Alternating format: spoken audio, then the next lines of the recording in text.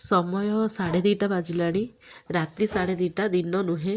ତ ମୋ ପୁଅ ପ୍ରାୟତଃ 3 ମାସର ହେଲାଣି। ସେ ରାତିରେ ବିଲକୁଲ ବି ଶୁଏନି ତା ଜନ୍ମରୁ। ତ ମୁଁ ବି ଶୁଏନି କାରଣ ସେ ଏକୁଟିଆ ହେଇଗଲେ ବହୁତ କାନ୍ଦେ। ମୁଁ ଚାହେଁନି ସେ କାନ୍ଦୁ, ସେଥିପାଇଁ ମୁଁ ତା ସହିତ ଏମିତି ବସି ଖେଳୁଥାଏ। ପ୍ରାୟତଃ ସବୁ ମାଆମାନଙ୍କ ଷ୍ଟୋରି ଏଇଆ ହିଁ ଥିବ, କେହି ଚାହାନ୍ତିନି ତାଙ୍କ ପିଲା କାନ୍ଦନ୍ତୁ। ତ ମୋ ପୁଅ ଖେଳୁଥିବା ସମୟରେ ମୁଁ ଆଜି କ୍ରିସମାସ୍ ପାଇଁ କିଛି ପେପର୍ କଟ୍ ଆଉଟ୍ କରିଦେଇଥିଲି, ଟିକେ ଭିଡ଼ିଓ ସୁଟ୍ କରିବି ବୋଲି, ତାର କ୍ରିସମାସ୍ ଭିଡ଼ିଓ ସୁଟ୍। ଆଉ 3 ମନ୍ଥ ବି କମ୍ପ୍ଲିଟ୍ ହେଲା ସେଥିପାଇଁ। ତ ମୋ ନଣନ୍ଦରାଣୀ ଟିକେ ହେଲ୍ପ କଲେ ସୁଟିଂ ବେଳେ।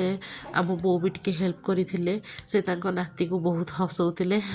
ତ ଏମିତି ତାଙ୍କର ଚାଲିଥିଲା। ମୁଁ ଭିଡ଼ିଓ ବି ସୁଟ୍ କଲି, ଆପଣମାନେ ଦେଖିକି କୁହନ୍ତୁ କେମିତି ହେଇଛି। କିନ୍ତୁ ମୁଁ ଗୋଟେ ଜିନିଷ ଜାଣିଲି, ମା ଆଉ ଶିଶୁର ସମ୍ପର୍କ ଠିକ୍ ଆଶା ଆଉ ଭରସାର। ପ୍ରଥମେ ଭରସା, ତାପରେ ଆଶା। ମାଟେ ଉପରେ ଶିଶୁଟି ବହୁତ ଭରସା କରିଥାଏ। ତେଣୁକରି ତ ଦିନ ରାତି ନ ଜାଣି ସେ ଉଠି ପଡ଼ି ତାର ଅଳି ଜଣେଇଥାଏ।